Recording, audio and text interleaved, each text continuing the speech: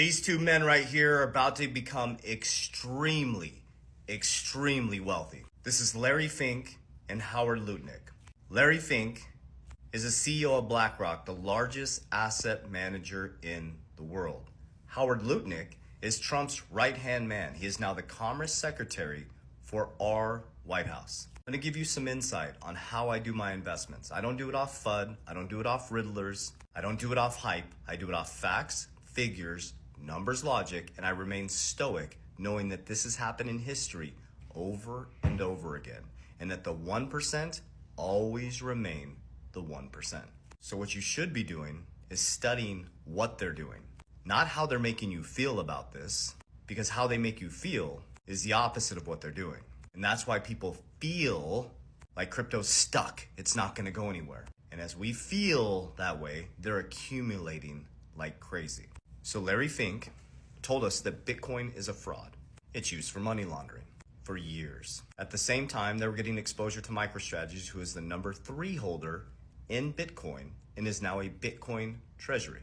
In 2023, Larry Fink changed his tune. He admitted he was wrong and said Bitcoin is now a flight to quality. That's the largest asset manager in the world, bigger than most countries' GDPs. And they went all in with IBIT, their Bitcoin ETF, and now they're the number 2 holder in Bitcoin. So he's the number 3 holder in MicroStrategies or Strategy B, that's a full Bitcoin treasury, and he's the number 2 holder in the world in Bitcoin through IBIT, his Bitcoin ETF. The next gentleman here, Howard Lutnick, who is Trump's right-hand man and our Commerce Secretary in America, is Cantor, owns Cantor. His son, I believe, Brandon Lutnick, runs Cantor. Cantor just linked up with SoftBank, and their competing model is like MicroStrategies. I believe they lend to crypto banks, or they lend to crypto companies. So this gentleman in the bull run of back in this year will become a billionaire in Bitcoin. So you have the Commerce Secretary, who's gonna be a billionaire in Bitcoin, and the largest asset manager in the world, who used to be Trump's trusted advisor, was tapped by the Federal Reserve in 2008 and 2020 to balance out the markets.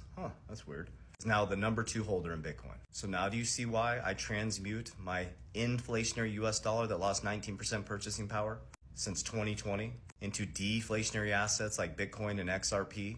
When Trump got elected, my Bitcoin went up 195%, my XRP went up 600%. You have to go deeper than just the surface emotion. And if you can control your emotions, know that these people move the markets. You can learn when they tell you to look this way, and become a long-term holder. Focus on cash flow, deflationary assets, learn how to protect when you profit, and learn how to responsibly leverage. You could become the generational shifter in your family.